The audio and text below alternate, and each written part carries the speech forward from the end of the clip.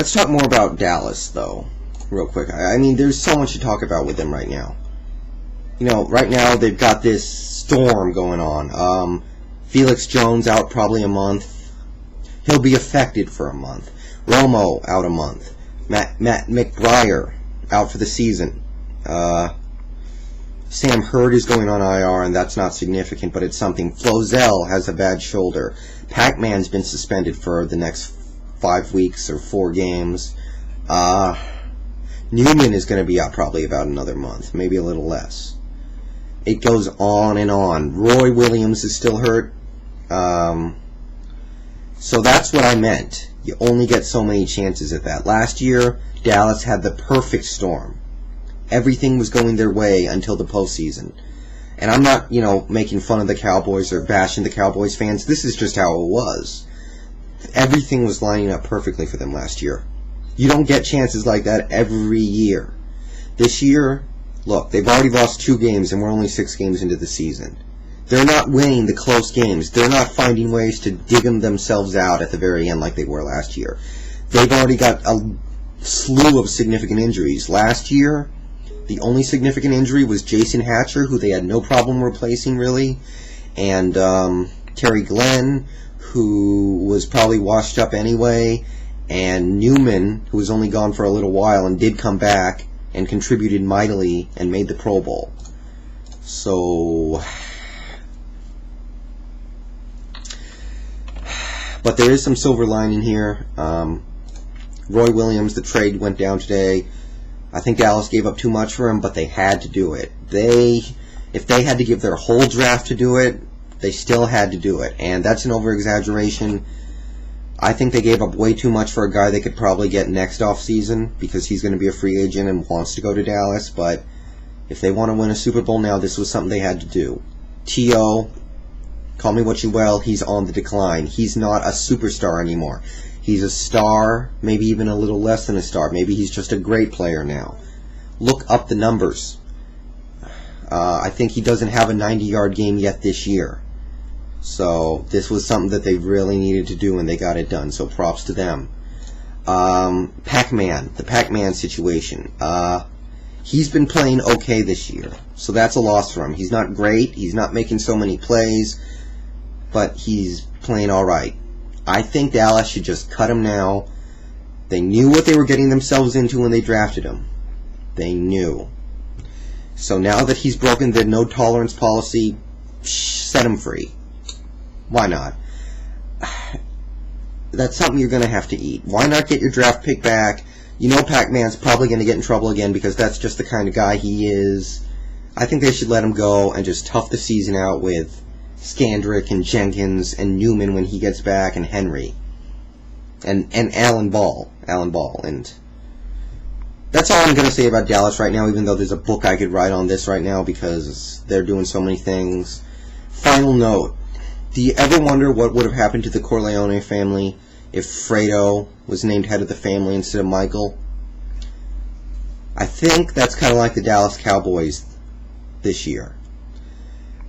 They got all this talent.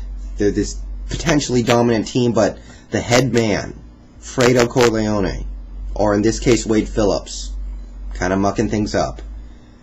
Now, I personally don't like Wade. He's not an awful coach, but I do question him sometimes. I do question the decisions his coaching staff makes, and that comes back to him. So, just a little Godfather parallel for the day.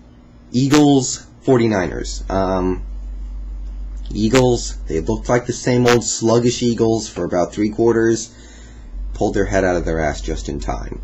McNabb bounced back, had a good day. Deshaun Jackson getting more and more involved in the offense. I want to see him catch no less than 5 balls a game from here on out.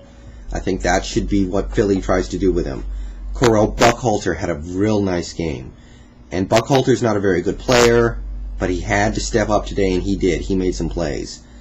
Really, a lot of Eagles players were making various plays today, and that's when Philly's at their best. It can't be Westbrook. They gotta mix it up, and that's what they did. Defense stepped up in the 4th, came up with the big turnovers, got to JT O'Sullivan because they were not getting it done again early on in the game. I don't want to. The Eagles' special teams would probably have been the go to this game had they lost. The blocked field goal that turned into a touchdown. The big return to start the game that turned into points for the 49ers. Akers past his prime, all that. I hate to say this because I like Akers. I think he's a cool guy. But Philly, if you're looking at a field goal longer than 45 yards, go for it or punt the ball. Akers could not make a 50-yard field goal unless you injected him with enough Red Bull and and steroids to kill a horse. You can't send him out there if it's longer than 45. You cannot have any faith in him at longer than 45. If you don't like it, go out, pick up another kicker. That's just the truth. But they won. They live to see another day. They're still alive. Still looking good. Yeah. As for the Niners, well, wheels starting to come off the last 3 games. They've underachieved against teams I think they felt they could have beaten. They didn't, and that's really all that matters. But they felt they could have beaten them. I mean, Gore, he played well, but they didn't use him when they were trying to protect the lead. O'Sullivan played well early, but melted down in the 4th. He had a couple of interceptions. They used Vernon Davis, maybe not even enough. The defense forced that key red zone turnover. Takeo Spikes is making plays this year, but can't keep it going like that forever. And, well, I guess this is the Cardinals division, so good job, Cardinals. Just take it and run with it. Pats, Chargers. This game, I'll sound like a hater for a second. This game warmed my heart because I hate the damn Patriots. And I was waiting for definitive proof that they weren't going to compete this year. This is probably going to be that game. There's time for things to turn around, but this looked like that game. Cassell looked like a chicken with his head cut off. Not finding the open guys, not making the right decisions, not getting it done. They couldn't run the ball effectively, and San Diego's defense is not great. It's okay, it's not great. They weren't making the plays that they needed to make at all on offense. They even missed a field goal, and Gostkowski, I think, is a little better than some people give him credit for. People have forgotten about him. But the story, defense. San Diego could not have done it better. They went out there and said, screw being conservative and thoughtful. We're airing it out. We're going deep. Going deep to Jackson. We're going deep to Floyd. We're going deep to Gates. And it worked. They attacked Delta O'Neal and Ellis Hobbs and the safeties, Rodney Harrison and Brandon Merriweather. They attacked them over and over again, and it was working. That was beautiful. They could not have dialed up a better game plan. Forget LT for a second. LT has his injury issues right now, and he's getting a little older. Forget using LT so much. Do what works, and this worked. This was great.